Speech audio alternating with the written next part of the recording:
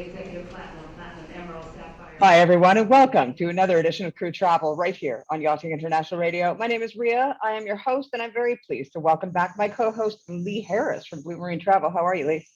Yeah, I'm all right, actually. A little bit of a cold, so I might cough and splutter a little bit, but I'll try and hold it in as much as I possibly can. Right. Well, just make sure you wipe the screen if you splatter. I'll make sure I do.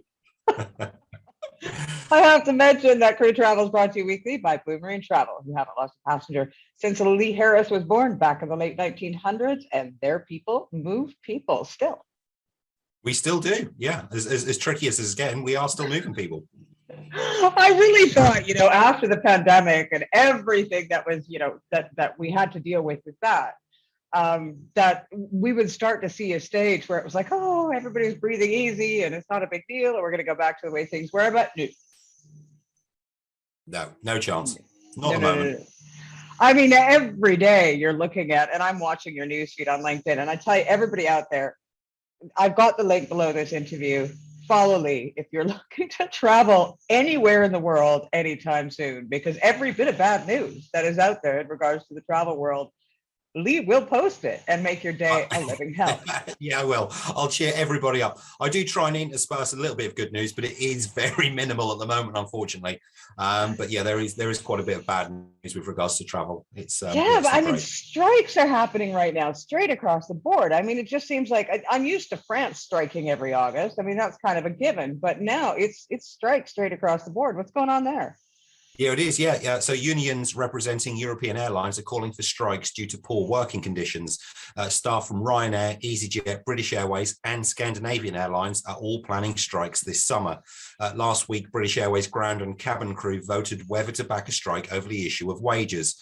Unite, a union representing about 16,000 BA staff, said there was a 97% majority in a ballot about strike action.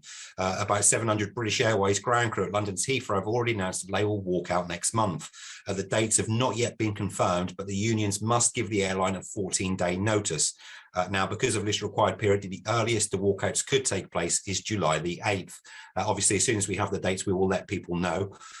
Staff in multiple countries of the large European low-cost carrier Ryanair are also planning to strike in June and July.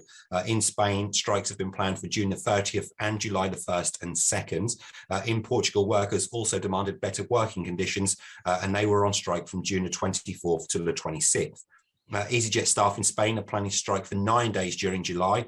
That's according to the local union. The strikes are planned in 3 phases from July the 1st to the 3rd, July the 15th to the 17th, and July the 29th to the 31st.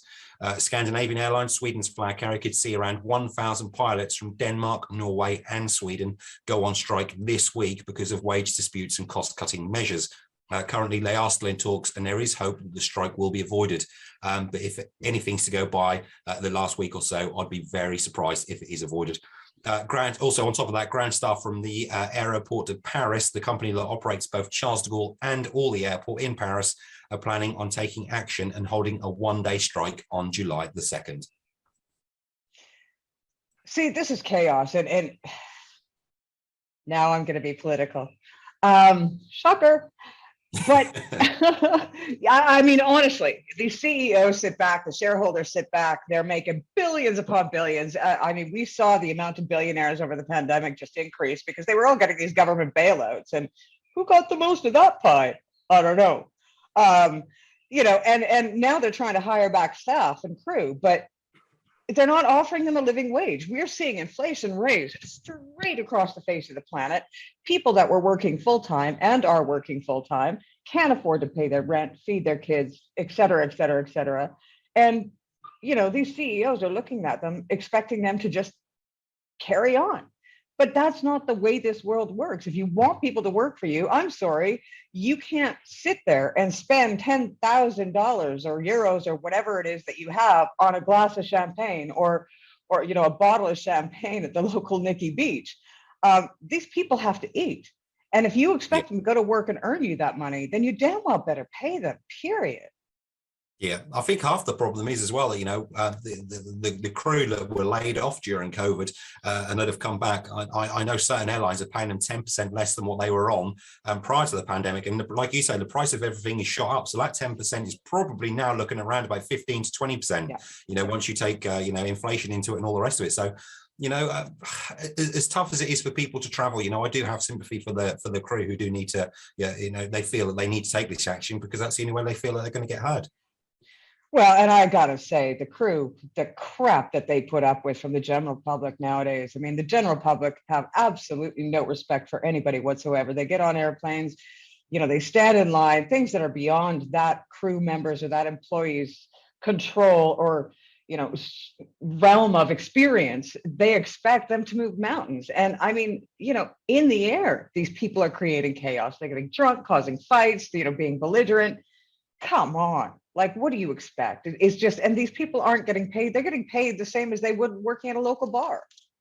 Yeah, I mean, that's the problem is that, the people who are at the airports, the check-in staff or the cabin crew, they are the face of the company, and they're the ones who are not getting paid the what they're worth, so to speak. And they're the ones who are having to deal with passengers who are unhappy because, like you say, there's massive queues at airports. I mean, to the point where they're actually out of the terminal buildings.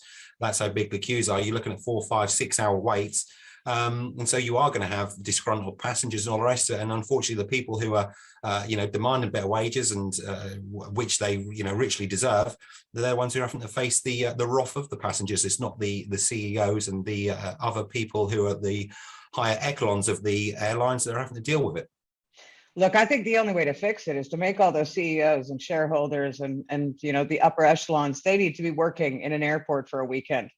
I think they should be on the front lines for a weekend and see how well they get on and how well they deal with it. Maybe they'll be taking a better look or a different look at how they treat their employees, plain and simple. Yeah. Political rant over. Moving on. Lufthansa. So Lufthansa have announced plans to scrap a total of almost 3,000 flights at its hub in Frankfurt and Munich this summer. They're accounting for short notice sick calls from their crew. The German flag carrier has chosen to focus its cuts on short and medium haul flights with many alternative travel options. It seeks to ensure vacation routes are affected as little as possible. The cuts will also affect the group's Eurowings subsidiary brand. The Star Alliance member has now confirmed it will cancel around 80,000 flights from its hubs in Frankfurt and Munich for the summer.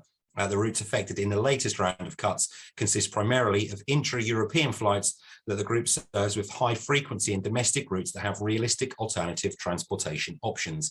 The cancellations will largely avoid major classic vacation and leisure destinations, which the airline notes have maintained strong demand and reliable load factors. Flights facing the chop are primarily ones on which passengers can be offered a corresponding travel alternative by air or by rail. Lufthansa noted it might also adjust flight times, but has promised to notify affected passengers as soon as possible to minimize disruption and arrange alternative transportation methods. The airline have also said they expect the situation to not return to normal until into 2023. Well, it's not surprising, and we're seeing prices shoot straight up and fast. I mean, they are rising fast straight across the board. Every single airline, every single flight, every single route. It's getting expensive now. It is, yeah. There's a real struggle for flight availability, so that's already pushing prices up. And airlines at the end of the day, they're going to try and claw back what they've lost during the pandemic. So you are going to see higher flight prices, that's for sure. Yeah, well, it's a good thing that I don't leave my house. I don't have to worry about that kind of thing. I'm good. What's going on with Qantas? In good news for Australian crew, Qantas have announced they're flying non-stop between Perth and Rome. The service is Qantas' first non-stop offering to mainland Europe. The aircraft can carry 236 passengers, including 166 in economy, 28 in premium economy, and 42 in business class. The Thrice weekly Perth to Rome service will see the Australian airline return to Italy after an 18-year absence and mark its return to continental Europe. Qantas flew to Rome continuously between 1948 and 2003, but the service was stopped around the same time of the airline ending flights to several other European destinations. Now, with no other direct connection to Italy from Australia, travellers so far have had to connect in cities like Singapore or Dubai. Qantas flight number 5 comes just weeks after Qantas resumed its Perth to London non-stop service, which was paused due to COVID restrictions in Western Australia. Wow. Amsterdam, what's going on there? Yeah, so strange on this. The Dutch government will cut the maximum number of flights allowed per year at Amsterdam Schiphol Airport in a bid to reduce noise and air pollution. The country's busiest aviation hub will see a maximum limit of 440,000 flights per year, according to the approved proposal. This is expected to go into effect in November 2023, and it equates to a 20% cut. Considering the public interest involved, the government has decided to prioritise tackling noise nuisance while ensuring that the airport can continue to fulfil its economic role, the statement read. This comes after Schiphol Airport announced plans to limit the number of travellers departing from the airport this summer due to a shortfall of security employees. Wow. I got to mention, I'm sorry, but there is works going on outside my window. So if you hear this low rumble, it's not my stomach or anything like that. It's actual works. And so, of course, I have to have my window shut. And it's like, you know, hotter than hell here. It's like 100+ billion degrees, like the sun. It just feels like it with the window shut. And Etihad?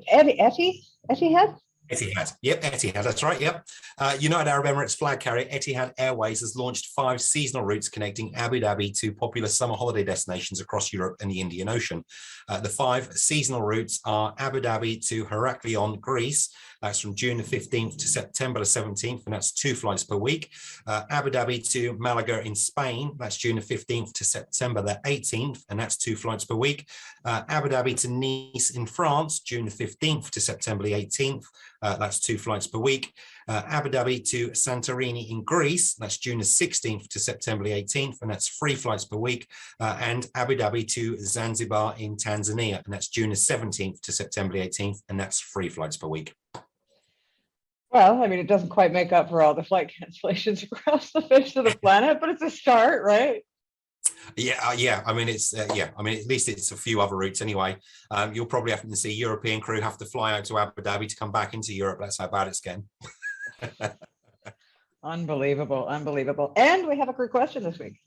Yeah, we did. Yeah, we received a question this week from Yelena wanting to know whether you needed an ESTA visa if you're only in transit via the US, or do you only need one if the US is your final destination? Well, the answer is, Yelena, you need an ESTA visa irregardless of whether you are transiting or whether the US is your final stop on your journey. Any flight itinerary which has the US in it requires an ESTA visa. The good news is these are relatively easy to get and are turned around within 72 hours. Most, in fact, are instantaneous. To apply for an ESTA, head to www.esta.cbp.dhs.gov. And once you've received your ESTA, they are valid for 2 years. I would just say it seems like a straightforward question, but you'll be surprised how many people who think that China and US, you don't need an ESTA. You most definitely do. If you don't have one, you will be stopped and you won't be able to travel. Just a slight warning. For all women traveling to the States, if things continue the way they are, you better not take any birth control with you because you won't be allowed that. It'll be an illegal substance. Yeah, you put that in your, well, Jesus, it's just, you can't even talk about it, can you? It's just so ridiculous. No, you can't. You can. I mean, it is so political because, one end is, both ends are just so very, very strong in their opinions. But I mean, I think the issue for me is what precedents this is setting, and you're seeing it straight across the news now. Like I said, they are now talking about making birth control illegal. Wow, I don't even know what to say to that. I mean, we have a problem with population on the face of the planet as it stands. Can you imagine? Oh my word. It's just crazy. I mean, we spoke about it before we came on air, so my view on it anyway. But it just baffles me, I've got to say. Yeah. Anyway, it is what it is, and that is the world it is today. And I guess we all have to just deal with our own little corners of it and do the best job that we can. I think that's all you can do at the moment, unfortunately. Yes, well, like I always say, if you want to get a hold of Lee and you have any questions whatsoever, we're going to provide all of these details below this interview when it airs. Crew Crew Travel is brought to you weekly by Blue Marine Travel, who haven't lost a passenger since Lee Harris was born in the late 1900s, and their people move people. We do indeed, yes. Yeah. I haven't had enough coffee this morning. I'm thinking, tomorrow I'm going to have to like double up. I think it's between that and adrenaline that's got in your head. I think it's the heat too, right? Like I'm not the smartest, I'm not the sharpest knife in the drawer to begin with, but you added this heat. It's just like, I don't know. Oh, I was supposed to take a test this week, wasn't I? You were.